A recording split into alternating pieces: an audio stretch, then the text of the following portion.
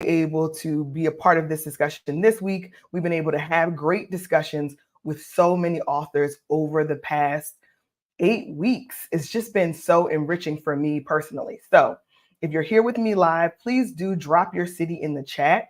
As you drop your city in the chat, I can shout you out. I love to know who's vibing with us. I love to know who's getting the benefit of being a part of this Triumph Together challenge. This week, we're talking about chapter 15, and we're going to do a little sprinkle of chapter 17, which is my chapter. And then we're going to double back and we're going to talk more about chapter 16. So I'll explain some details for that later. But with this challenge, with this opportunity, we think that there are some gems in each and every chapter specifically that you can apply to your journey. And this week will be no different.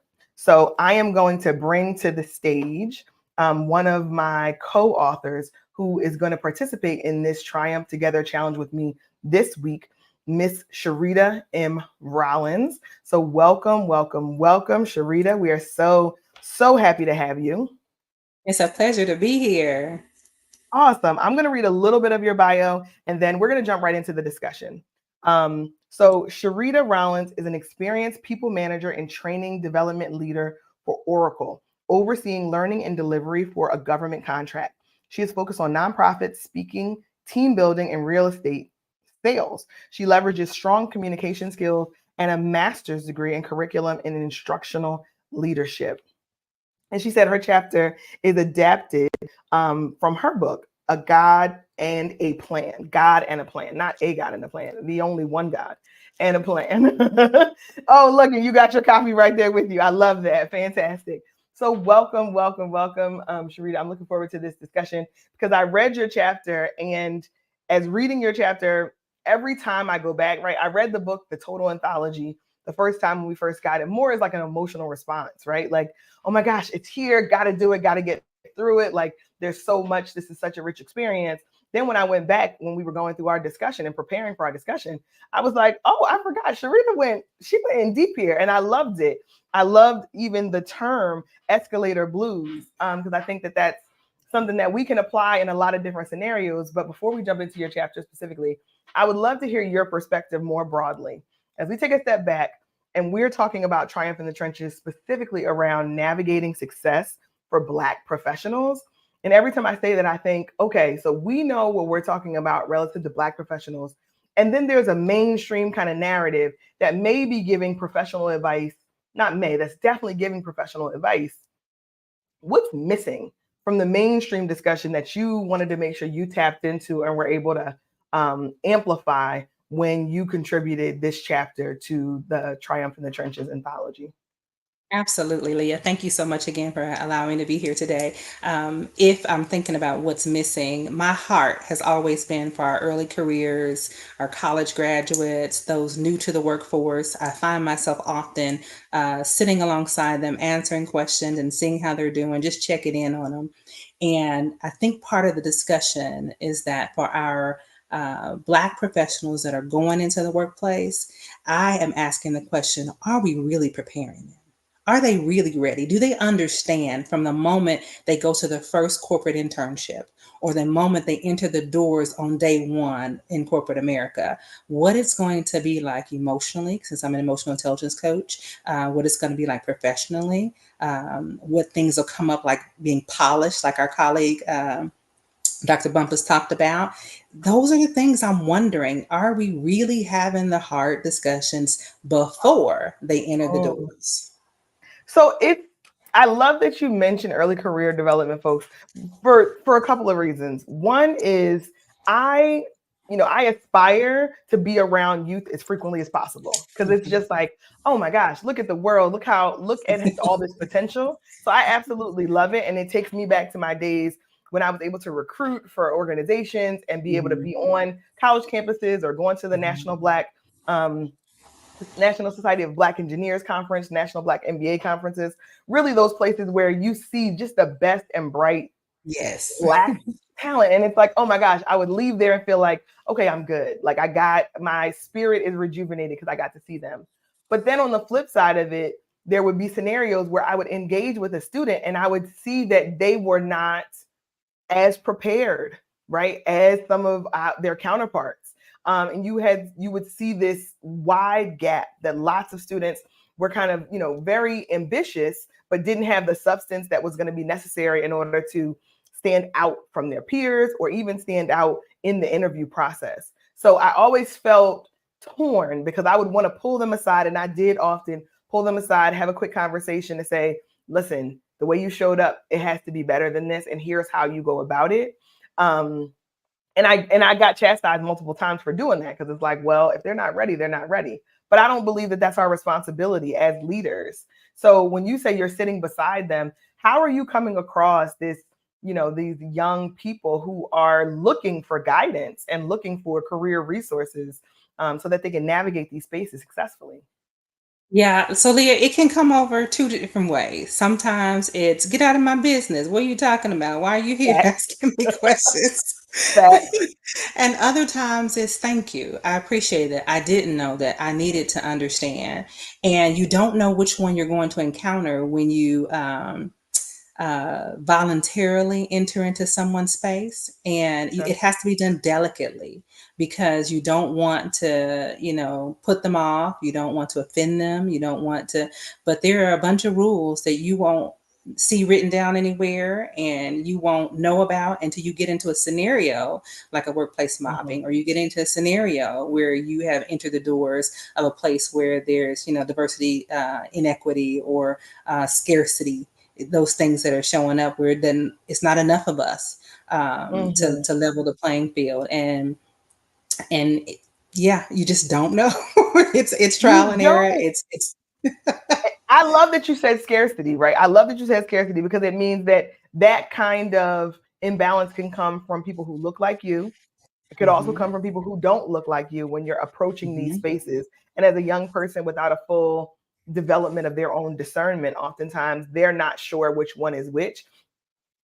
Now listen, you already dropped the gem. It can come off as get out of my business, mind my business. You was from a different era. You don't know. It's not that Yeah. serious, right? Or it can come as like, please, thank you so much. I'm so grateful. And I do think that is our kind of responsibility. And part of writing this book was to say that everyone can benefit from learning from each other's mistakes, from Absolutely. being guided by wisdom and those who have experienced it before and want to kind of come back and leave breadcrumbs, right? Drop some gems so that people don't have to have those same experiences. And even if you do, you recognize it when it's coming, right? I think that was Sure. the challenge for me early career, that I was having experiences and I'm trying to check for myself. Am I tripping? Is it supposed to be this way? Are all organizations functioning this way? So I needed a sounding board, right? I needed that advisor. I needed that mentor. I needed someone who was willing to give me that guidance. And I feel like the book is doing that without us being able to be in person, right? As in all Yeah. places at all times. Yeah, absolutely. I see this book as coaching in a book, right? Our early careers often don't have the language. They don't have understanding of the behaviors. They don't know what the labels are for these things. And so you're walking in the doors and you don't have reference point, but they don't know they don't have reference point yet. They're Mhm, excited. They are opportunity, is knocking on the door. They got decent pay jobs and, all the things that come along with stepping in. And then they're hit with something that they didn't expect, and they feel mhm, defeated and they feel troubled and they feel mhm, heavy. And so, from my lens, it's always how are we training self awareness? How are we mhm. training self regulation once we entered into this space where the situation arose, and my response, what's it going to be? If we Yeah. can do those things in advance, it will help us and them navigate corporate better. And when I say them, I'm talking about our counterparts who are working alongside us as well. They need to be educated as well as our Black professionals, our young ones. And I think I would like to just emphasize or amplify one of your points because it's going to happen, right? Mhm. You're going to come across. It's not an if, it's a when. When it happens, when the situation unfolds, when you get undermined, when someone talks over you in a meeting, when someone tries to steal your idea and doesn't credit, when all of these things that we know and they've been called out in all of the different chapters by our co-authors, when these things happen, who are you going to get advice? Who are you grounding yourself with or aligning yourself with such that You can stay if you choose, right? And I love to have the discussion of, if you want to stay in these environments because you've made that as a conscious choice, I support that fully, but make it a conscious choice to stay and make sure you're resourced Yes. appropriately to stay from an emotional and an overall well-being standpoint. Or if you choose to leave, you still need advice and guidance. So I love that you called out early career folks because, I think we give some young people a hard time for what they don't know. And oftentimes we were in that exact same place. We didn't know. We made lots of mistakes, right? Made lots of mistakes. And that's the reality of it. I say all the time on my podcast, there's this idea of we're going to tell authentic stories of wins and lessons. And that wins and lessons is what I'd love to give early career folks to think about. Think about your career as a series of wins and lessons.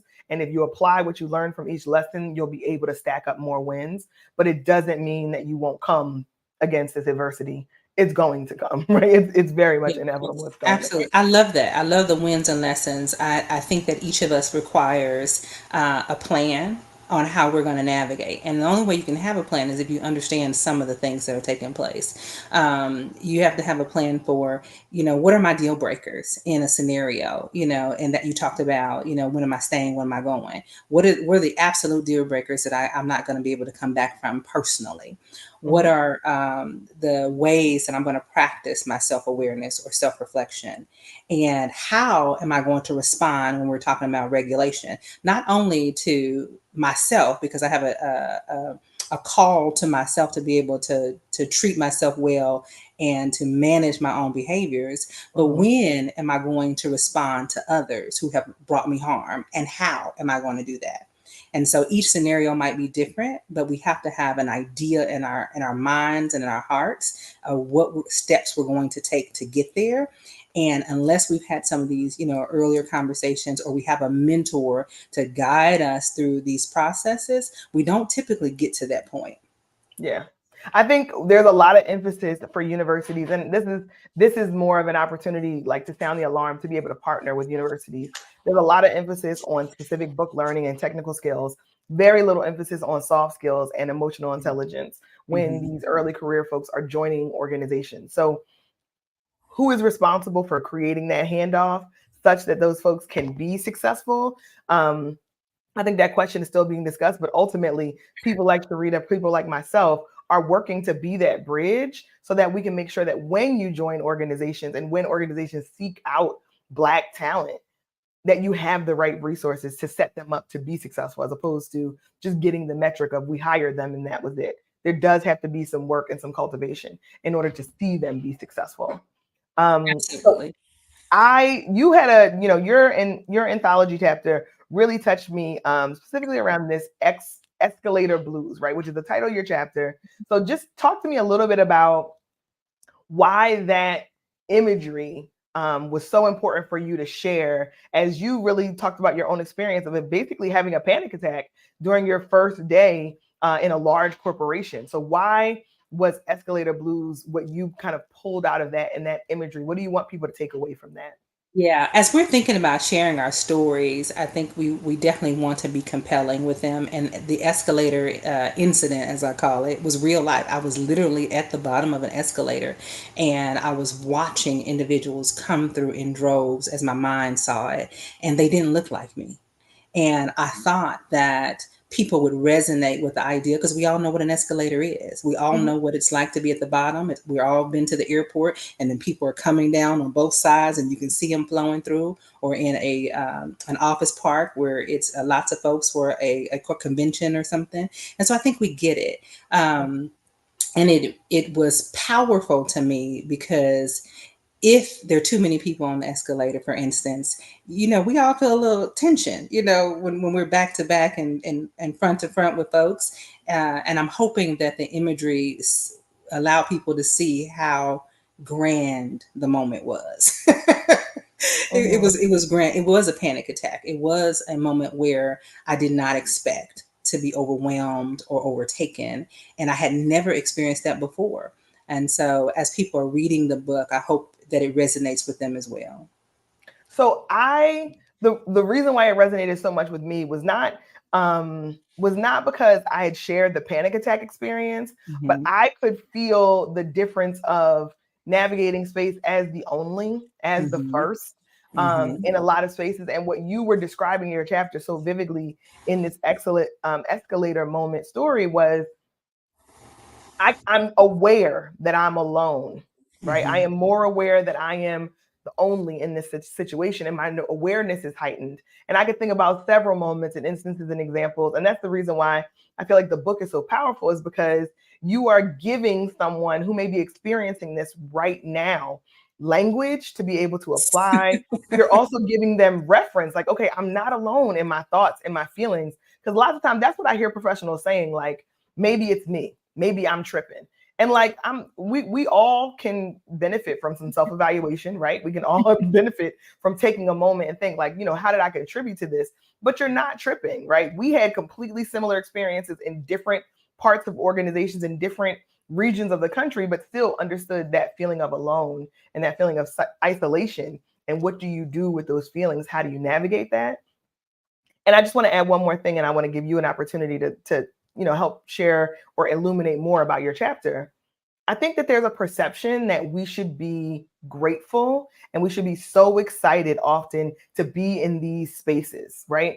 There's a perception of, you're going to make great money and you may travel for work and, things like you may get free coffee every day. And it's like, how could you possibly be stressed? How could you possibly be feeling anxious? How could you possibly be feeling isolated when you have all of these benefits that kind of get lauded? But then as you live in the environment, you're like, no, there are feelings that come along with that separation and that isolation, being the first and the only. And it doesn't look like gratitude sometimes, right? Though you may be grateful, you still have big feelings that are coming along with navigating these spaces. So just talk to me a little bit more about how you brought out your navigation of these spaces in corporate America. Yeah, as I wrote the chapter, I was hoping that people would take away a few things. One, self-awareness. You have to be aware of what's going on. You have to take the moment to figure out, as I did at that moment, Sharita, what's going on with you? Sharita, why are you feeling this way? Can you identify this emotion that is happening in your body and in your mind? And then, okay, now that you know that this is what's happening, what are you going to do about it today, right now? You got to start getting yourself to calm down. You got to start making a plan in the moment. And sometimes we can't get there. It takes practice in order to be able to do those things, for starters. And then from a stance of gratefulness, I agree with you.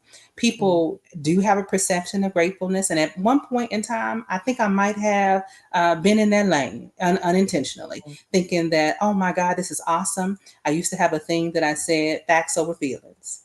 And when you start living life a little bit longer and you have a few more experiences, you realize the facts are as they are, but Mhm. those feelings have a place in your Mhm. life to be able to drive certain circumstances and situations to the left or to the right. And if you don't identify which way it's going to go, you can tumble and fall real quick.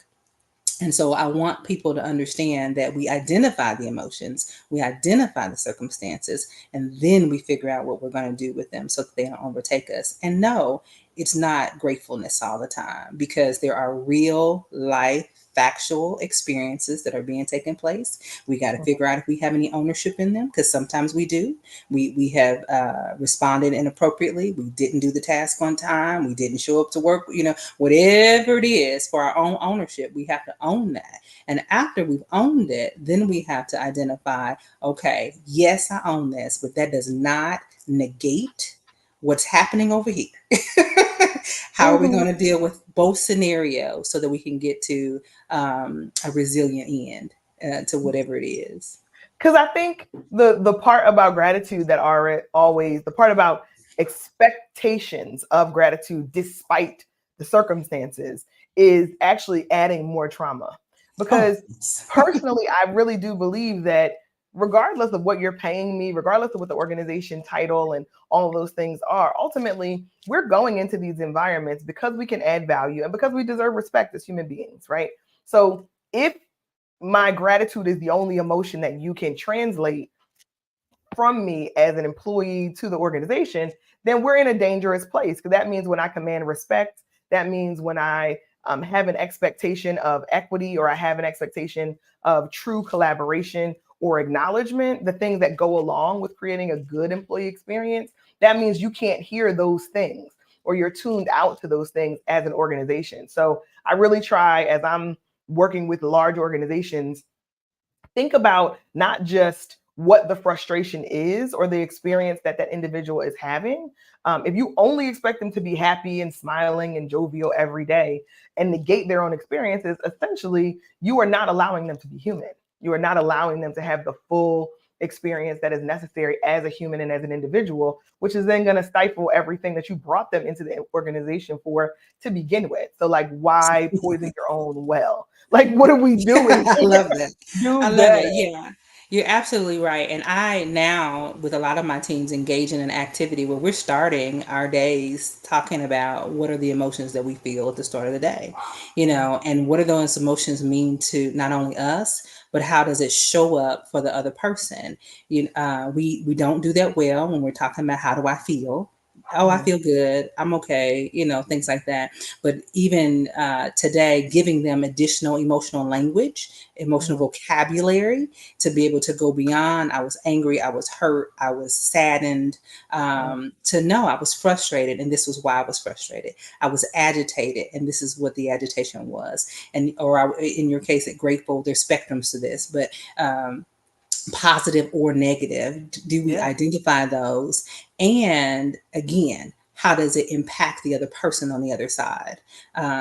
Which is the secondary component of that, which we don't often get to because we don't want to offend somebody. We don't want to be seen as overly emotional. We don't want to be seen as the weak link because we're talking about emotions. And our emotions aren't an excuse for us to, how do I say, overlook something and move on. Mhm. We're not looking for excuses. We're looking for opportunities to improve the relational dynamics between our peers, our colleagues, so that we understand them and then we can work better with them on a day to day. So you said an option to improve the relational dynamics, and that stuck with me because in the work that I do with many of my clients around negotiation, and I think we're always negotiating, whether it's compensation or whether it's negotiating a disagreement, right, with a client or with a coworker. We're always in the mode of negotiation, but the foundation of negotiation is a mutual respect. If I don't respect what you bring to the table, you don't respect what I bring to the table, then we really don't have anything to talk about. And there's going to be very little progress that gets made because there has to be a perceived value. And value is built normally on respect when it comes to negotiation. So I love that you're really illuminating and giving better language to navigating what could be common disagreements or could be, egregious offenses that are happening in the workplace. I feel like certainly early in my career, I had no language to, and not even early in my career, I would say, I was probably 7 years in before I ever felt like I could safely address a behavior that I felt like was Yes. problematic. And the reason why I miss that safety, and I think it's so important to for organizations who are listening to this to hear, the reason why I didn't feel like I could address it because it didn't feel safe. I certainly felt like, if I brought up my concerns that I would be targeted or perceived as problematic, angry black women, all the tropes that kind of go along with silencing people. But on top of that, I saw the behavior demonstrated so regularly in culture that it almost was me being conditioned to just assimilate to this kind of behavior. But internally, I knew like this doesn't work for me. This I can't. Like I simply can't. But didn't have the language. So I love that your chapter gives folks not only an example, a very vivid visual. And I love reading because I love to have my imagination take me to the place where the writer is trying to guide me. But I also love that you gave so many references from your emotional intelligence coaching to give people to think about. Now there are tools that you can use that we didn't have maybe 15 years ago. These types of discussions weren't happening in the workplace, and the expectation of what your full self looked like 15 years ago or 20 years ago has since changed dramatically. And now there's an opportunity to get better at it, even though you may not be able to bring your full self to work because they don't deserve your full self, but for you to be able to navigate your emotions and work with people in doing that can Yeah. make a huge difference. I'm glad you said about not taking your full self to work. I think in our authenticity discussions, we Yeah. often translate authenticity as bring every single part of me. Mm, And that's not authenticity. I mean, when you're dealing with children, do you deal with them in behaviors that are adult like? No. When you are going to the library, do you act like you were at the ballpark? No.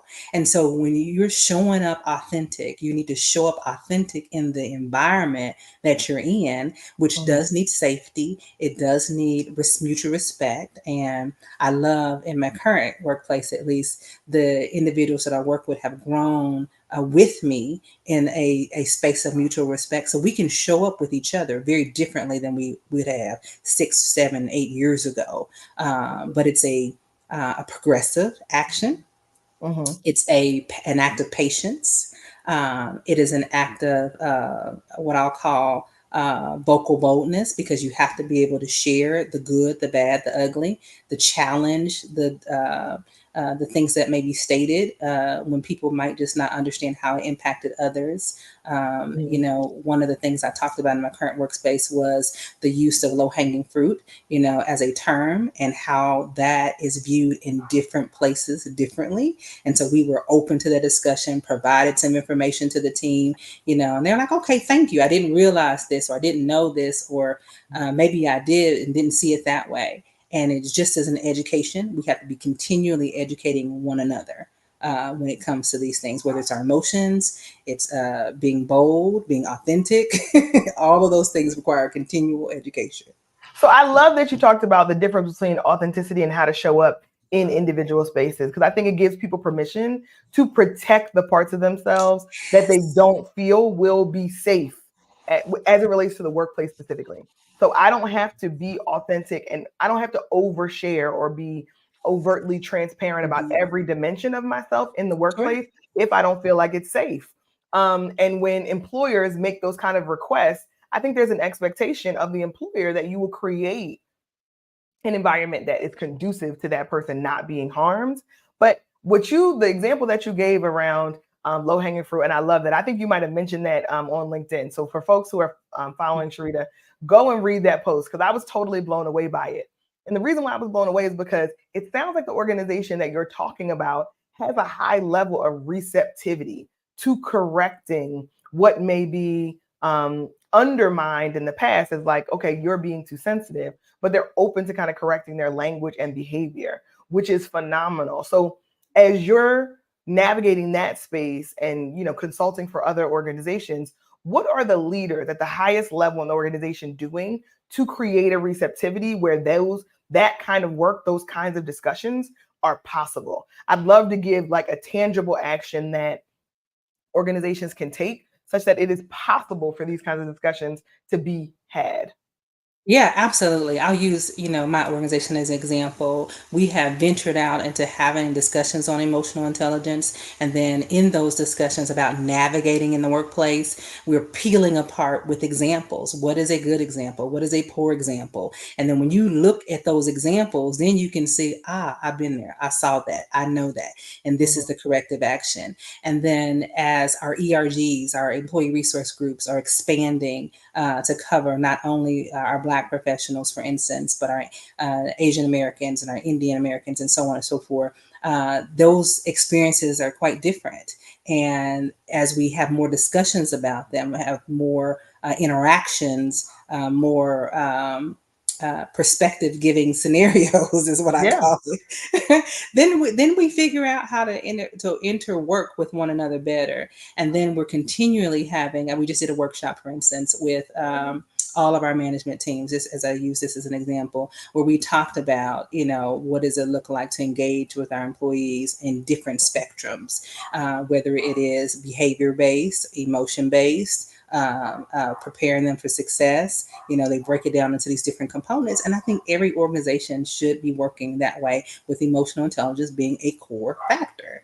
Self Mhm. regulation, self awareness, social skills, you know, and then having what I call, I'm a teacher at heart. So I used to train in the high schools and middle school levels, and they need modeling.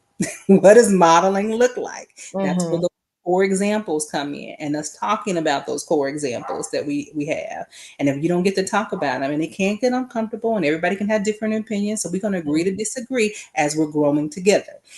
So that would be the start, is open up the dialogue a little bit more Mhm. with examples. Yeah. So I love that. I think I've spent enough time in organizations to know that, these kinds of changes don't happen overnight. They certainly don't happen from a grassroots coming up, right? But it does require some kind of top down commitment to making a Yes. shift in the way we behave and the way we communicate. And I just want to state for the record, because as you were talking, I was thinking, I have certainly myself used terms and language that I found out later were grounded in something that was not my intent. Right. And low hanging fruit is one of them. Another one that, has come up a lot is, the red face test is one that I used to hear often, where it's, if you can say it out loud and nobody's face and someone's face turns red, then that means you said the wrong thing. But does that apply to Black and brown people? My face is not going to turn red. So, right, are you being inclusive in your language? And that one is small, but I think it's one of those things where if we're all open to understanding how our language and our choice of words impacts people, then it gives us a chance to have healthy relationships and keep that relational connection with our coworkers. And it also allows us to learn and grow, because our foundation often in corporate America is not grounded in a broad cultural dialogue. It is the majority sending, and using language that they are comfortable with based on their lived experience. So I think the receptivity has to be there. So I really appreciate you giving that example for any leader or any organization that is trying to think about, how do I create an employee experience, kind of bringing us all the way back to our early career folks, for folks early in their career all the way through. And one is to create an environment where it feels safe, right? Where discourse feels safe, disagreement feels safe, and making mistakes feel safe, because ultimately there's a mutual respect. And then take it all the way further, that creates an environment of receptivity for learning, for growing, for being Yeah, and inclusive. I'll tell you, one of the big ones is that disagreement, safety Mm-hmm. and disagreement. Mm-hmm. Oftentimes, there is some sort of disagreement that's happening, and people don't have the words or ability to challenge those things in Yep. safety. And so, with my personal teams, for instance, I tell them all the time, "Hey, we can disagree here. This is a space to do that. Let's Mm-hmm. each of us tell why we are here and what we're thinking that is should be the decision point or the idea, and then we can together understand the other person's rationale, reasoning, and then Yeah. create a plan that addresses all of it if we can, and table things as we need to come back to. We can do this, but you Yeah. have to have the culture, you have to have the leadership in place that will allow that. I have been in many places where you could not disagree with leadership. Yeah. You could not disagree with the plan of action. Same. You could not voice, yes, you could not voice your opinion. And Yeah. thankfully, I don't have that today, and I'm very grateful for that. And so I try to create those same things in the teams that I work with, and encourage that across the agencies that I consult for. Awesome. So that's phenomenal. Not only in the organizations that I have worked for in the past, could you not disagree in some scenarios? But there was this perception that if you disagree, then you would not be able to comply. And it's like, no, I disagree, but if this is the way you want to go, I'm good. Like, I'm not personally stressed about this. I think we could do better, but here we are. Yes. Here Yeah, we are. better or differently. It just really depends. I literally had the same discussion with one of my teammates yesterday about Mhm. what it looks like to disagree and to comply, even when you do disagree. So it is Yeah. great. And they were just saying how they love that they could disagree, and they love that Exactly. they could bring ideas, and it not being the norm from their prior experiences. So I love it for us, and I love it for any agency that allows or requires even their Mm. leadership to take that type of positioning.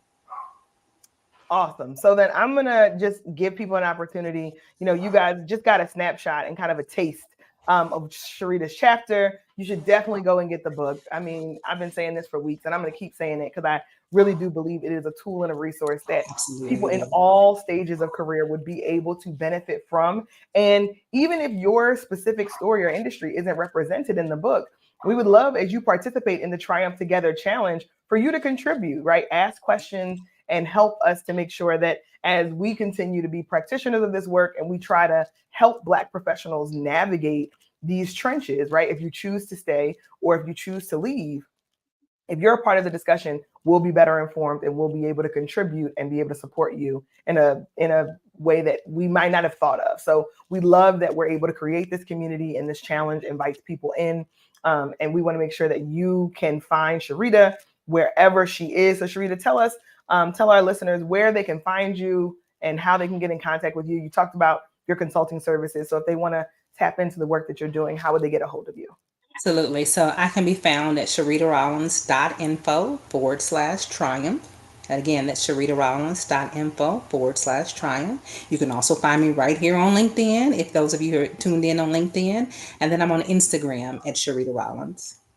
Awesome, awesome. So definitely go tap into Sharita. She's given out, tons of gems around emotional intelligence. She also talks about therapy, which I'm pro therapy. She talks about so many good things in her chapter.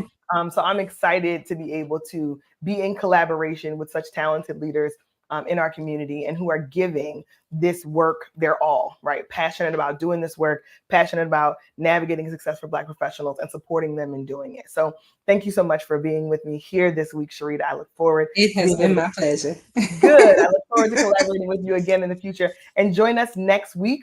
We will have another one of our co-authors here as we are rounding out the challenge. We're going to be getting into chapter 17, 16, and 17. So be with us for that discussion. I'm looking forward to collaborating with all of you and hearing your thoughts. If you are with us live, drop your city in the chat. And if you're not with us live, you're on the replay. I love that for you.